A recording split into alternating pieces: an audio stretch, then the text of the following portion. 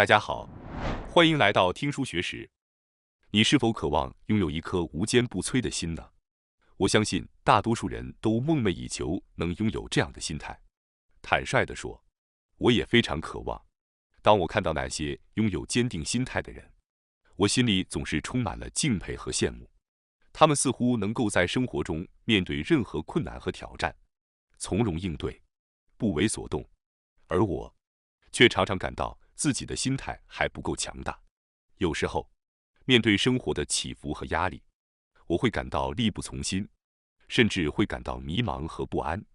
我希望自己能够像那些拥有无敌心态的人一样，坚定、沉稳，不被外界的风风雨雨所影响。因此，我今天想和大家分享千田卓哉先生的《无敌的心态》这本书。作者被认为是拥有无敌心态的人中的佼佼者。这本书对那些面对各种不安、焦虑和痛苦的人来说，将是一本非常有益的书。作者通过进行全身精密检查，发现自己的压力耐受度达到了偏差值90以上，这在10万人中只有1个人拥有。压力耐受度意味着心态的强大。作者认为，他的高压耐受度的原因之一是他的阅读习惯。在学生时代，他阅读了上万本书籍，从中领悟到，自己人生中发生的一切事情都会成为未来的素材。从那一刻起，作者便拥有了无敌的心态。我们将首先从改变思维方式来增强心理状态这一点展开讨论。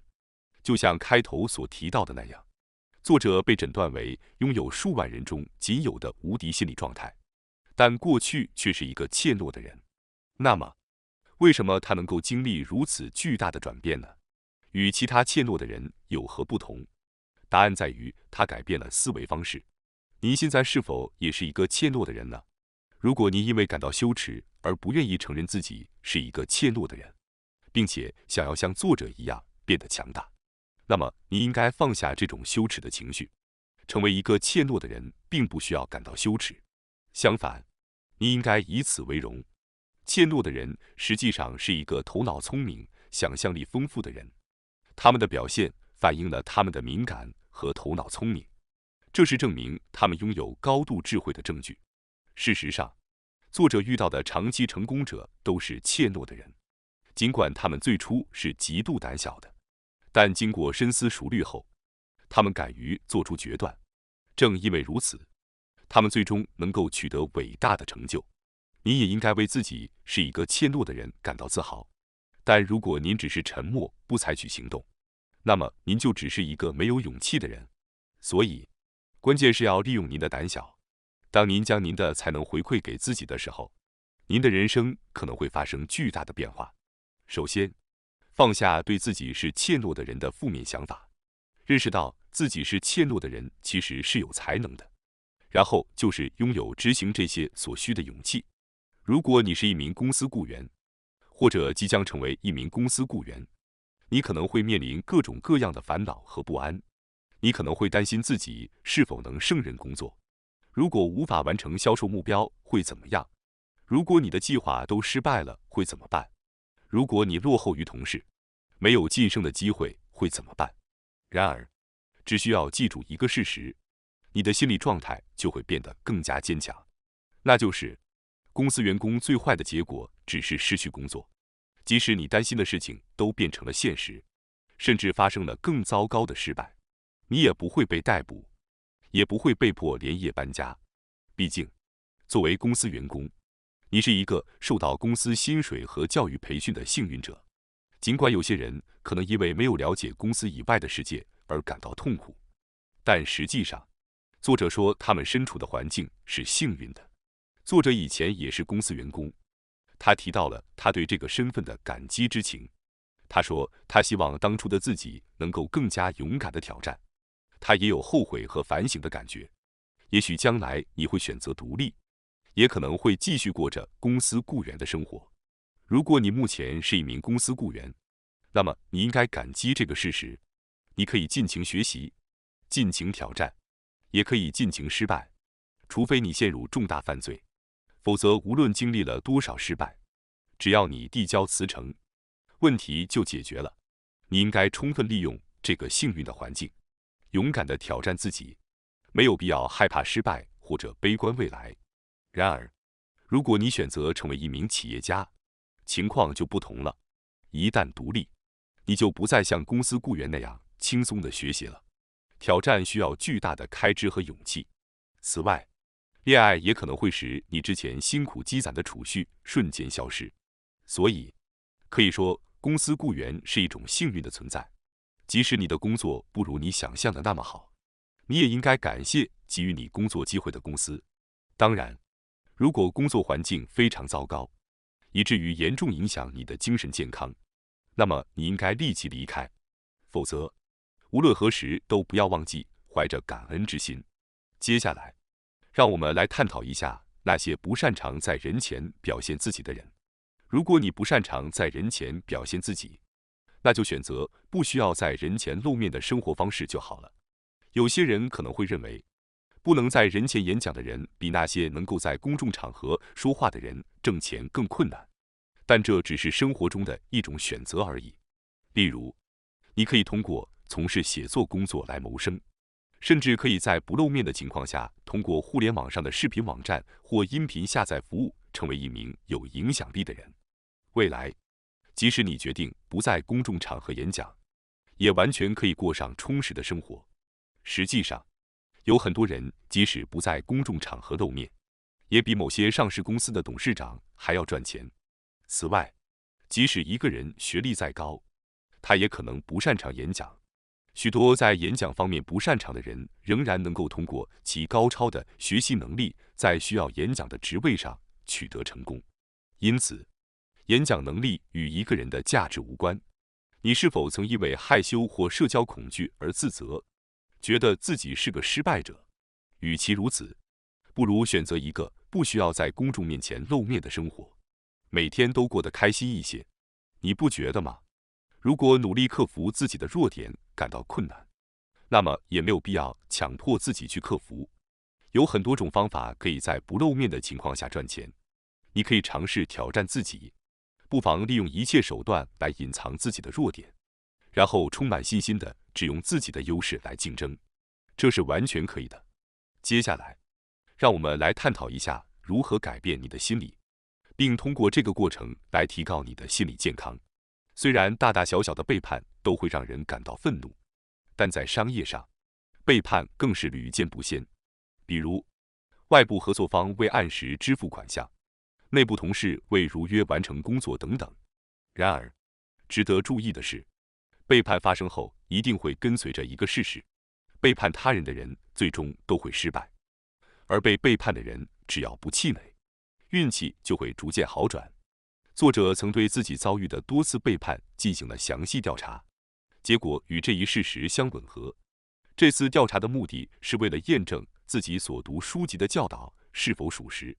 你是否也曾经历过被信任的人背叛后遇到了好事？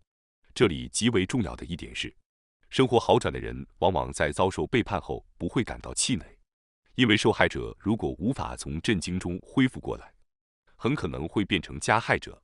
许多新闻中都有受害者变成加害者的案例。这种逆转现象也在孩子之间很常见。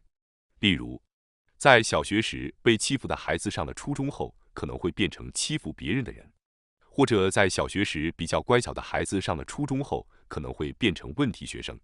造成这种现象的原因很明显，就是因为这些受害者感到沮丧而放弃努力。如果一个人一旦感到气馁，那么他的人生就会在那一刻结束。被人背叛是一种非常痛苦的经历，但如果你能从中振作起来，你的运气一定会转好，并会逐渐朝着幸福的方向前进。不要陷入沮丧，也不要考虑报复，因为背叛你的人会自食其果，你并不需要亲自报复。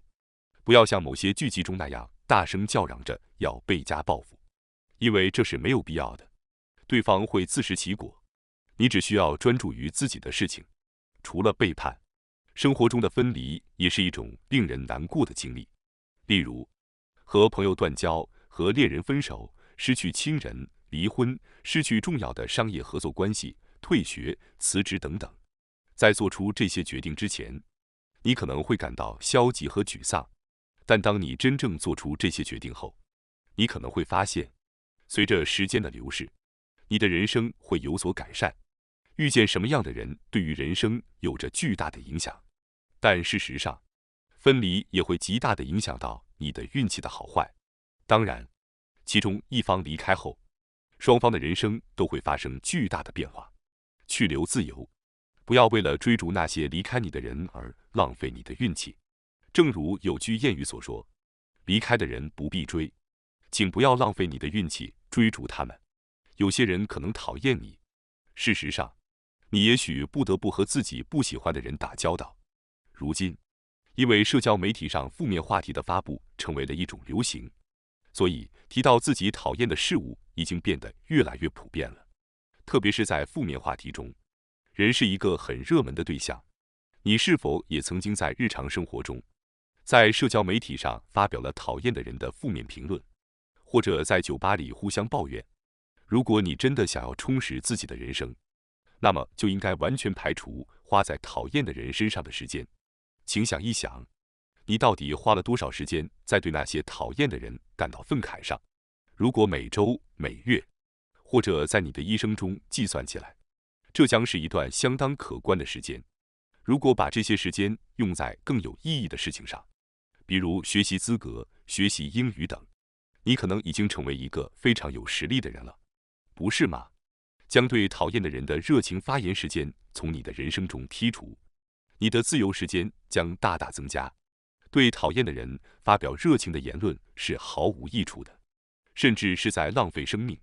说坏话不仅不会让你感到爽快，而且还会使你感到空虚。从现在开始，勇敢地抛弃恶言，这将是一个重要的转变，对你的自尊心和人生都将产生积极影响。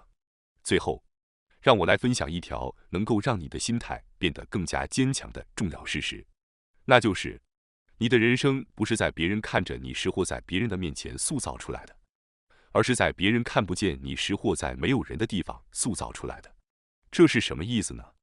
那就是你在别人面前的表现并不是自然的，你不可能向他人展示真正的自己，所以你大多数时候都在扮演着一个虚假的自己。然而，这并不是坏事，在公众场合扮演角色是正确的做法，至少在现代社会是这样。更重要的是，在没有人看见你的时候，你应该展示真实的自我，不论你在人前表现得多么善良。如果在人们不看不见你的时候行为恶劣，那么这种行为就会影响你日常生活中的情绪和氛围。即使你开始时与某人相处得很好，但后来发现他们是坏人的情况是不是有过呢？通常在一开始就会对某人有一种直觉，感觉他们不太可信，或者外表看起来不太好。事实上，你的第一直觉通常是正确的。不知怎么回事，那些让人感觉不太可信或外表看起来不太好的人，在别人看不见的时候，通常都会偷偷地做坏事。有些人可能会质疑，扮演一个虚假的自己究竟是不是一件坏事？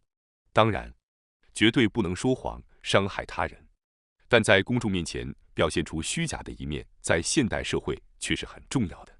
然而，在人们看不见的时候就不能说谎，在这个时候，活出真实的自我会提升你的精神境界。如果你想变得美丽帅气，就要在人们看不见你的时候生活过得美好。你可能听说过这样的人，过去是美女，但随着年龄渐长，看起来越来越糟糕；或者过去是英俊潇洒，但是多年未见，变得面目可憎。这些人都不例外，都是因为在背后一直过着令人遗憾的生活方式所致。人生的差距不是在舞台上，而是在幕后。长期成功的人非常了解这个事实，而且不仅知道，还会把它作为人生的习惯。你周围的长期成功者或者一直保持美丽或英俊的人可能不多，其中一个原因可能是因为过着美好生活的人并不多见。在舞台上活跃的人竞争激烈，而在幕后活跃的人竞争则稀少得多。